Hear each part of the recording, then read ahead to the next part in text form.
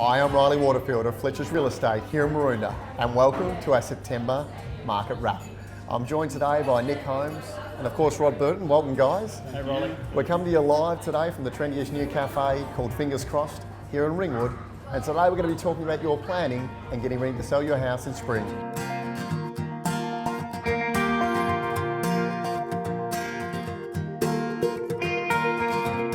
When getting ready to sell your home, there are a number of key elements you need to consider.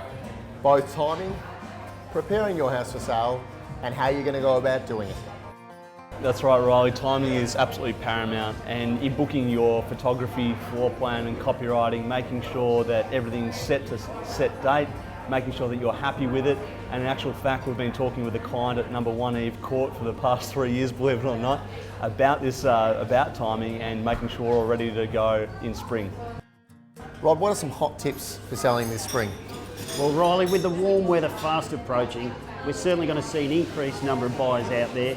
So vendors need to make every effort to make their home stand out above the rest. So first impressions can be key, so front of house, painting outside, putting some tan bark on the garden, and even planting some colourful little plants. That's right, Rod. At Fletchers, we often get our maintenance team involved to help our clients prepare their home.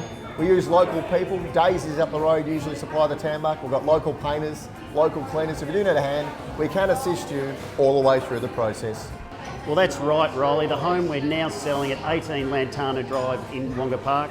We met Richard and Laura some 8 weeks ago, and we've helped them project manage that home all the way along the process, from painting inside, doing their gardens, and their house looks absolutely magnificent.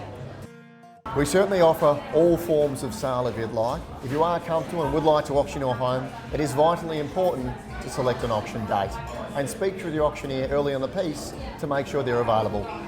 So before we let you go, we might just touch on a few recent listings that have hit the market. Rod, what are a couple of listings you're really excited about right now? Well, Reilly, from just coming back from trekking the Kokoda Trail, I'm so lucky to be starting with 42 Waterloo Street in Heathmont, 2-storey brick, set on over 2,600 square metres of home. It's absolutely stunning. And the other one, of course, in the heart of Ringwood East, 6 Grandview Avenue. If location is what you're after, this is the one for you. And Nick, how about yourself? Yeah, I'm really excited to be selling number 1 Eve Court here in Ringwood. This property is one to watch, set right in the heart of the Mullum Road precinct. Secondly, number 1 Quamby Road in Ringwood North. This property is one of the best properties I've seen in a long time. Certainly one to watch here in spring, and urge you to come and have a look. And before we let you go, a couple of the sales that have occurred in the last few weeks. We've had 16 Strathallan Road there in Ringwood. That went to auction over the weekend with 3 bidders and sold for $790,000. Primarily a weatherboard house, primarily considered land there. 75 Haywood Street in Ringwood, that sold for $760,000 with 2 bidders on about 564 square metres. So a lovely little home on a smaller block if you'd like. We've got a very strong result there at 1 Hammond Street in Ringwood with 2 bidders. Well, thanks again for joining us for this month's update. We'll certainly be well looked after here by Fingers Crossed with the coffees, and Rod's the odd one out with a cup of tea here today. They're at 64 Maroondah Highway in Ringwood if you'd like to come and support them. We look forward to speaking with you next month.